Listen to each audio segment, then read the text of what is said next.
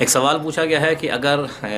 کوئی باپ اپنی اولاد کے اوپر نظر رکھنے کے لیے کسی افراد کو معین کریں کہ وہ میرے بیٹے کے اوپر نظر رکھیں، اس کے چال چلن کے بارے میں مجھے آگاہ کریں،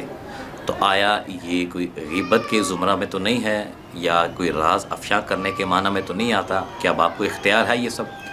تو اس میں کچھ چیزوں میں شریعت نے آزادی دی ہے اور کچھ میں پابند کیا ہے۔ اگر تو آپ اس کی اخلاقی تربیت کی بنیاد پہ اس عمل کو انجام دے رہے ہیں تو پھر اس کے اخلاقی پہلو کے اوپر آپ نظر رکھنے کے لیے کہہ سکتے ہیں، لیکن اگر کوئی آپ اس کے ایسے پہلو ہیں جس کی وجہ سے اگر آپ کو پتہ چلتا ہے اور اس کی توہین ہوگی اور توہین امیز پہلو کو دیکھ کے آپ اس کی توہین کرنا چاہتے ہیں یعنی سرزنش کے لیے، تو ایسی صورت میں پھر کہا گیا ہے کہ آپ اس بچے کے اوپر